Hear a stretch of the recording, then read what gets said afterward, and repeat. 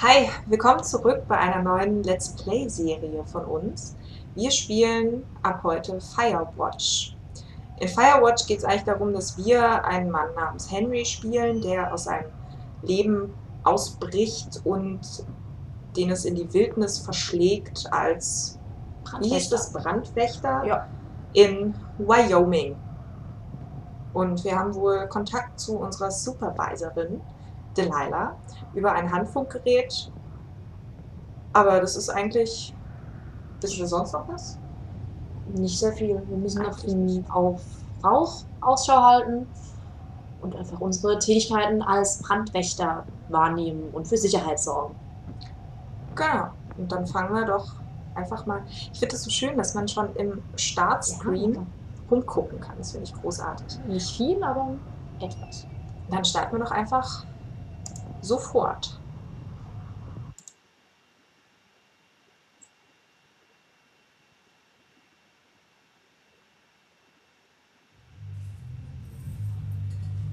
Ach, soll man noch dazu sagen, dass die Sprache auf Englisch ist, aber wir deutschen Untertitel haben.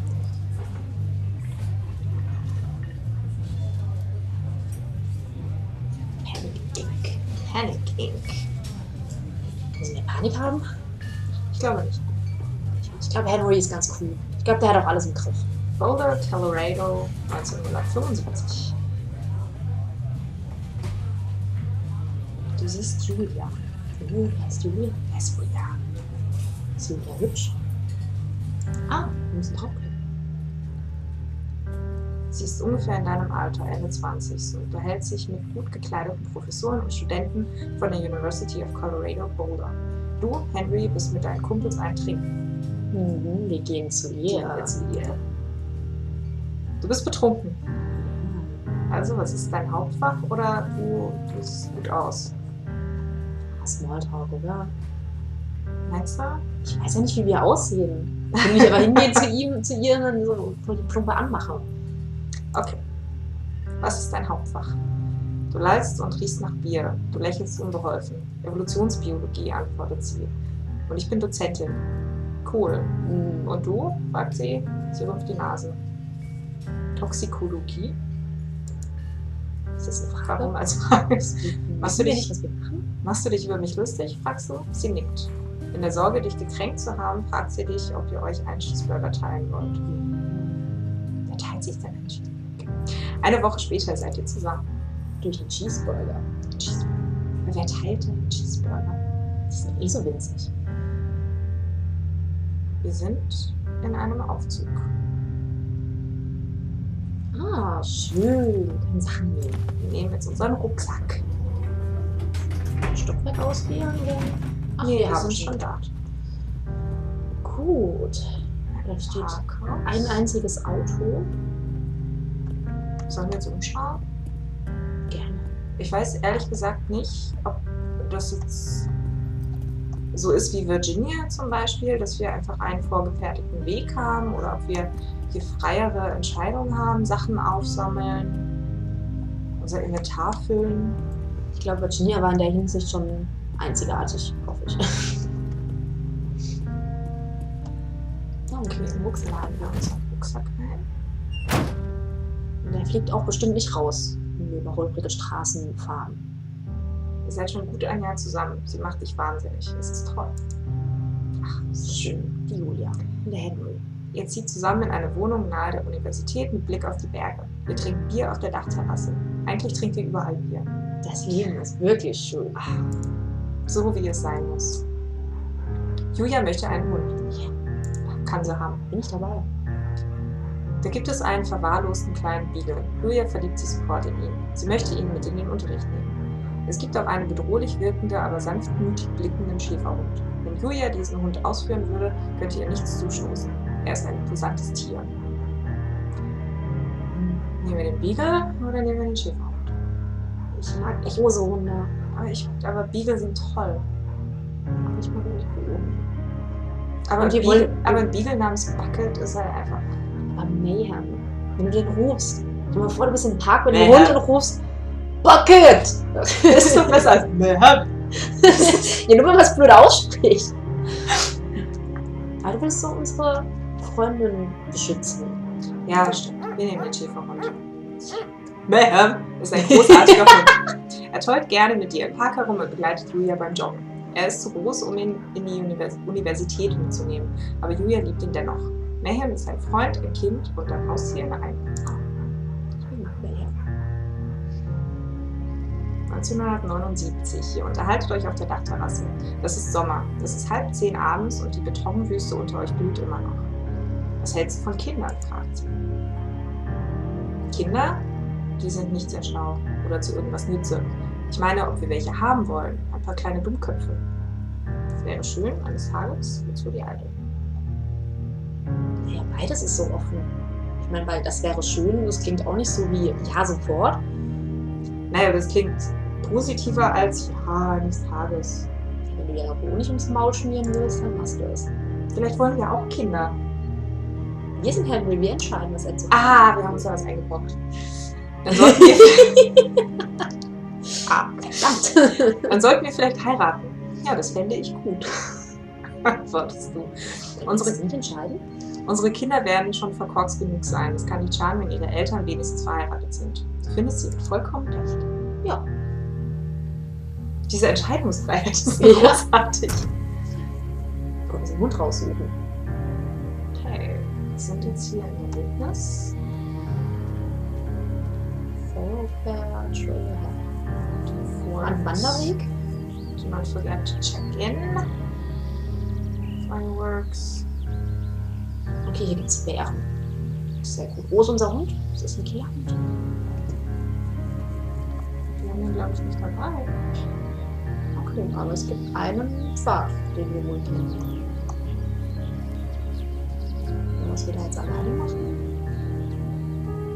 Nicht so ein bisschen Natur und Lauf nicht so schnell. Ich kann nicht langsamer laufen. Das ist Standard.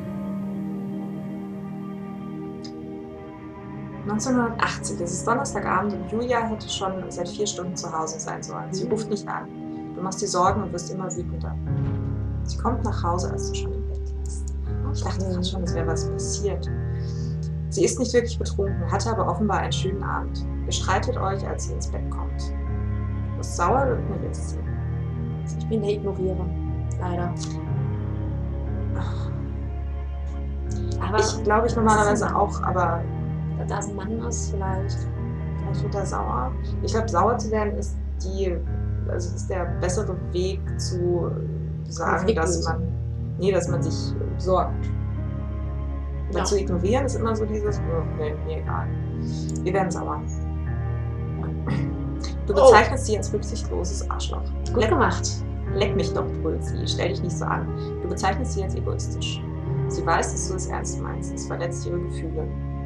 Und was ist mit uns? 1981. Julia zeichnet immer noch gerne. Sie zeichnet die Pflanzen, die sie erforscht. Sie zeichnet alle Orte, die ihr besucht. Sie zeichnet dich. So kann man aber nicht zeichnen, wenn man rumtänzelt. Wir sind ein starker Mann, wir sind Henry. Na gut. Du wolltest lieber rumtänzeln? Du siehst toll aus. Ja, ich hätte lieber rumgetänzelt. Ich glaube, das ist alles die Vorgeschichte zu diesem, warum wir abgehauen sind. Ich glaube auch.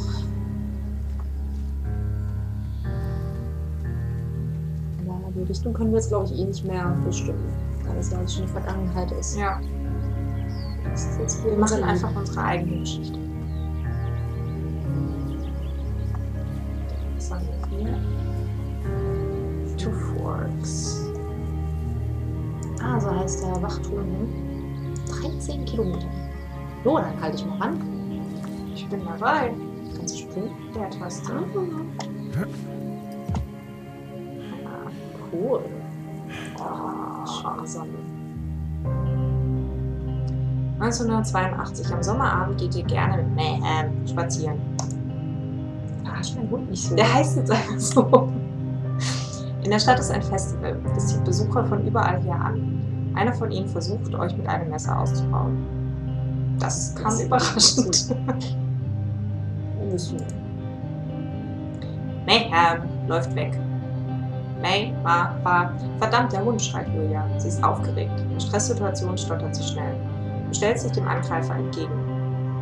Du polierst ihm die Fresse, du jagst ihn davon. Sowas von die Fresse. Er verpasst dir eine Schnittwunde am Arm, aber du prügelst ihn krankenhausreif. Yes. Du fühlst dich nicht sonderlich stark. Du holst Rotz und Wasser, bis die Polizei aufkreuzt. Julia schlägt vor, ab jetzt einen anderen Weg zu nehmen. Du stimmst ihr zu. Hier möchtest du auch nicht mehr spazieren gehen. Von da an spaziert ihr am Fluss entlang. Wo ist unser Hund? Ist er wieder da? 1984. Eure Arbeit kommt der Nachwuchsplanung in die Quere. Julia wird ein Job in Yale angeboten. Yale liegt im 3000 Kilometer entfernten Connecticut. Sie wäre dort stellvertretende Fachbereichsleiterin. Sie möchte umziehen. Du auf keinen Fall. Du bist einverstanden, wenn sie pendelt, oder du überredest sie, das Angebot abzugeben? Yale ist eine der besten Universitäten. Ich muss dir ja schlecht sagen, geh da nicht hin, bleib auf dieser Mini-Uni in Colorado. Vor allem, er ist absolut arschig. Wenn sie das gerne machen können, dann bist du einverstanden. Du fragst sie, ob sie pendeln würde. Du möchtest nicht nach Connecticut ziehen. Sie sagt, es würde anstrengend werden, aber sie würde es tun, wenn du nicht umziehen möchtest. Du sagst ihr, sie solle sich diese Gelegenheit nicht entgehen lassen, wenn es das ist, was sie möchte. Siehst du? Perfekt. Sie nimmt den Job an und fliegt 3-mal im Semester zurück nach Boulder.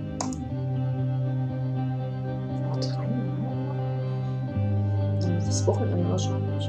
1985. Julia wird nach einem Vorfall in Yale beurlaubt.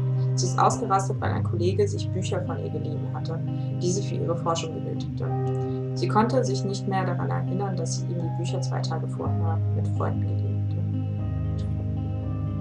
hatte. Mit Freunden geliehen hatte. Okay. Das hört sich nicht gut an. Und fand sie weinend im Treppenhaus.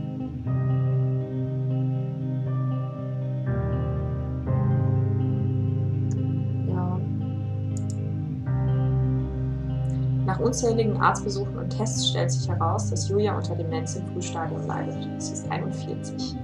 Ihr beschließt vorerst, niemandem davon zu erzählen. Oh, diese Geschichte. Das ist echt traurig.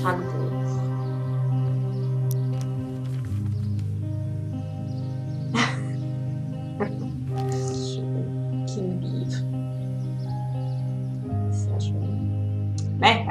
Wird langsam alt. Er bekommt graue Haare auf dem Rücken und tollt auf euren abendlichen Spaziergängen nicht mehr herum. Ihr geht mit ihm zur Bar, um Freunde zu treffen. Es kommt euch so vor, als hätte sich nichts geändert. Julia kehrt zur Universität zurück. 1987. Julias Zustand verschlimmert sich. Sie kann sich im Unterricht an nichts mehr erinnern. Ihre Forschung liegt in Scherben. Sie fährt ohne Grund mit dem Auto in die nächste Stadt und muss von der Polizei nach Hause gebracht werden. Sie ist am Boden zerstört. Sie wird dauerhaft krankgeschrieben. An manchen Tagen ist sie die Julia, die dich als Trottel bezeichnet und eure ungeborenen Kinder als kleine Dummköpfe. An anderen Tagen hast du es mit einer Fremden zu tun. Sie zieht dich ins Bett, um Liebe zu machen. Nach 5 Minuten gerät sie in Panik, weil sie glaubt, ihr Vater steht an der Tür. Du erzählst ihren Eltern von ihrer Krankheit.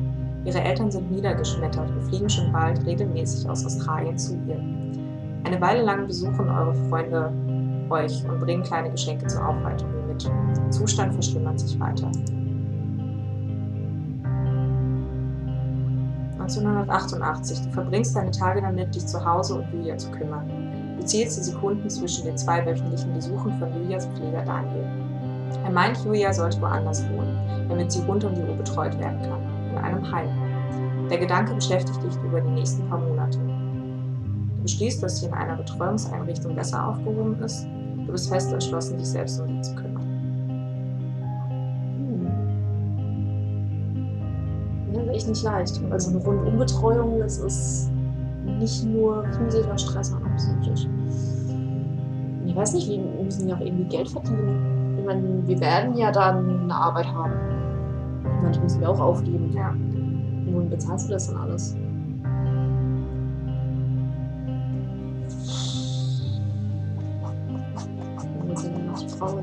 Ich glaube, es hat überhaupt nichts mit dem Spiel, was wir jetzt gleich spielen, zu tun, aber das ist so dieses, du wirst emotional sofort mit reingezogen. Ja. Das ist, oh. Und gerade so eine Entscheidung, die du eigentlich nicht treffen willst. Wir haben weder ihn noch uns gesehen. Wir haben die Hände gesehen von ihm und wir haben seine Frau aber auch noch nicht gesehen. Wir kennen die überhaupt Seine gar nicht. He-Man-Zeichnung haben wir gesehen.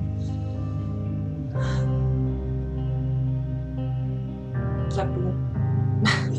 Sag du.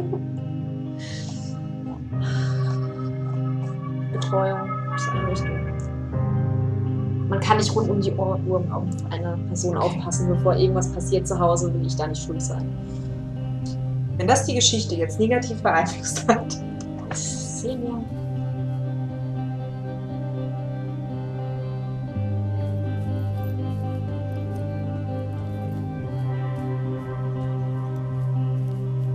Das ist schön hier. Das ist wirklich schön gemacht.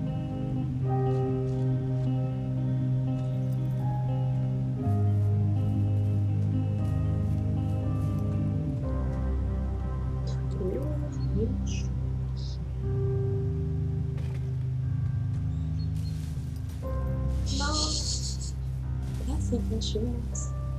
Ich war ganz vorsichtig. Ja. Ihre Eltern sind mit deiner Entscheidung einverstanden. Gott sei Dank. Du findest eine großartige Einrichtung für sie in Boulder. Du besuchst sie jeden Tag. Später nur noch jeden zweiten Tag. Kann ich da einfach nicht draufklicken, dass es einfach niemals passiert ist? Du gehst mit deinen Freunden in die Bar. Es ist nicht mehr wie früher. Wenn du mich jemals so wie Henry in ein Heim steckst, schneide ich dir die Eier ab, glaubst du. Bekommt jeder deiner Freunde von seiner Frau zu hören. Du beschließt allmählich, dich seltener mit deinen Freunden zu treffen. 1989. Julias Schwester Susanne zieht nach Boulder, um in ihrer Nähe zu sein. Sie besucht sie täglich. Manchmal begleitest du sie. Manchmal. Susan kauft dir eine alte Schreibmaschine. Du sollst schreiben, wenn du schon keinen Therapeuten aufsuchen willst. Willst du nicht. Du hast Susan schon immer sehr gemocht. Monate vergehen. Stirbt. Wenn du Julia von ihm erzählst, kann sie sich nicht an ihn erinnern. Manchmal dauert es auch eine Minute, bis sie dich erkennt. Insgeheim glaubst du, es liegt daran, dass du sie immer seltener siehst. Und je seltener du sie siehst, desto mehr vergisst sie dich, glaubst du. Der Sommer steht bevor. Du siehst eine Stellenanzeige in der Zeitung. Du nimmst den Job an. Das sieht aus wie dieses alte, Sie können den Computer jetzt ausschalten. Stimmt! Sicher herunterfahren. Sie können den Computer jetzt ausschalten. Okay, ich mag die Geschichte nicht. Das wird schon viel sagen. Wir sind am Turm. Betritt den Feuerwachturm. Gut, das ist unsere Bestimmung.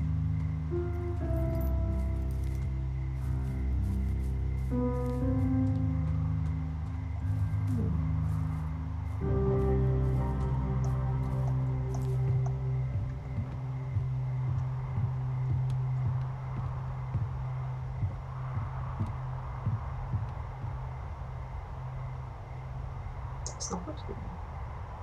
Ja, Feuerwachturm Thoroughfare. Dann wird es auch noch mehrere geben. Das sind unsere Kollegen.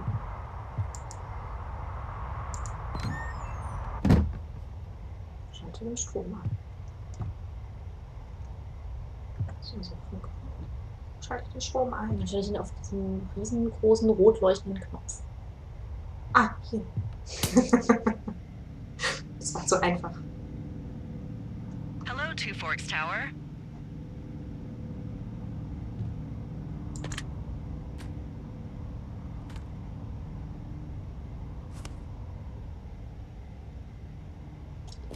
Taste.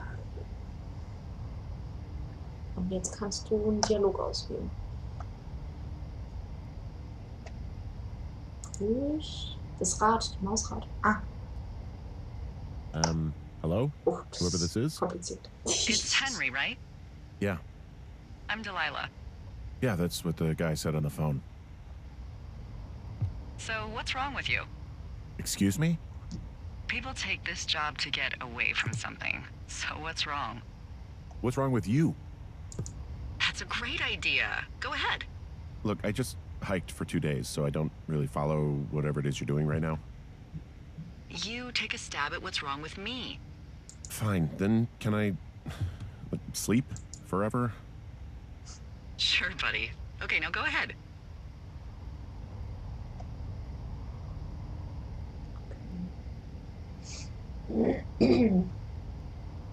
Das sind unsere Okay, Antworten, ja, oder was? welche Gemeinheit werfen die ihr an den Kopf? You're just gonna wait me out on this? Ugh, fine. But I'm gonna take a second here and have a guess about you. Let's see. I don't know anything about you. I say you got fired from your job and have finally decided to write your novel. That's the sort of bullshit reason you'll find a man out in the woods. Good night. Welcome to the job. Nette Begrüßung auf jeden Fall zum neuen Job. Tag 1. Gut.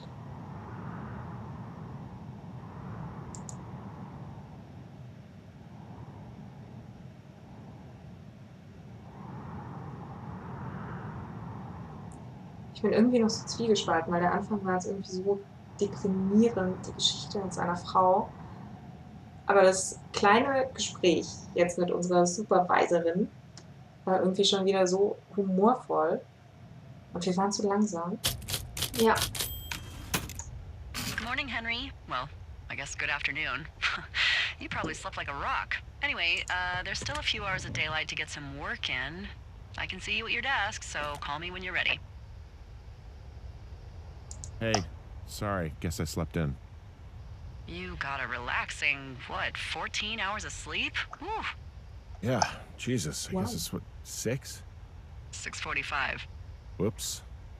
Don't worry about it. That hike puts everyone out of commission for a day or two. But now that you're up, let me quickly get you acquainted with the job. There's a thing in the middle of your room with a round map on it. Do you see it? Ja. Okay, yeah, I see it. This is the Osborne Firefinder, invented in 1914 by W.B. Osborne? You use this to spot, you guessed it, What the fuck? What is it? Nothing. You use this to... Oh, fuck me! Good God, language, lady. Out your west-facing window. Are you seeing what I'm seeing? Are those fucking fireworks? Was? Musst du irgendwo ans Fenster und rausgucken oder musst du es auf diesem Ding machen?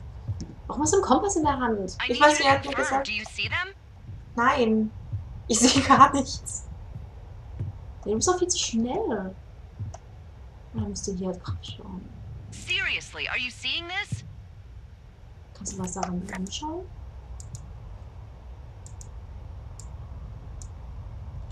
Okay, hier, geh nochmal die Fenster Henry? aber ein bisschen langsam.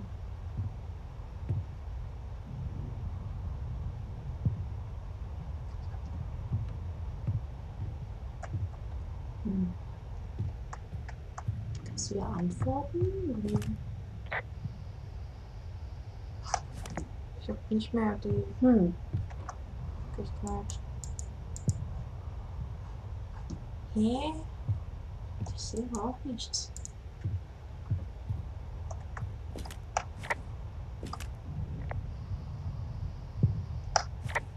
Ich muss mal nicht antworten.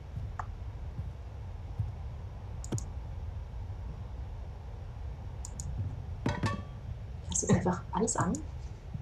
Ja, Das rein. ich weiß jetzt ehrlich gesagt nicht, was wir machen müssen. Jetzt kannst du rausgehen. Geh dann mal raus. Ich kann nicht nach außen gehen. Dürfen wir noch nicht. Jetzt sind wir schon draußen einfach mal. Aber es ist doch hell, wo soll da Feuerwerk sein? Ah! Da. Feuerwerk. Ich glaube, das ist ein Funkgerät. Whoa, that's not legal, right? No. You need to get down there right now and stop them. Fire danger is through the fucking roof. Is that really my job?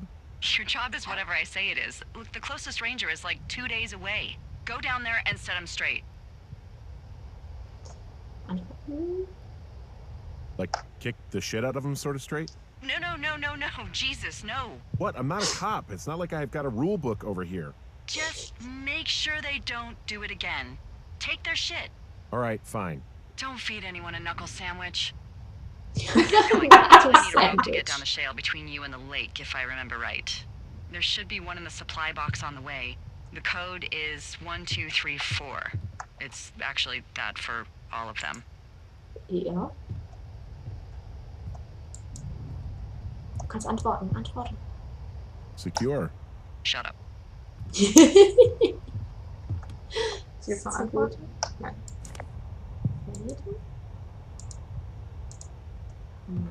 Der hat Muss das ich das- mit einem Code gesagt. Mit so irgendwo. Oh, ich kann zoomen. Cool.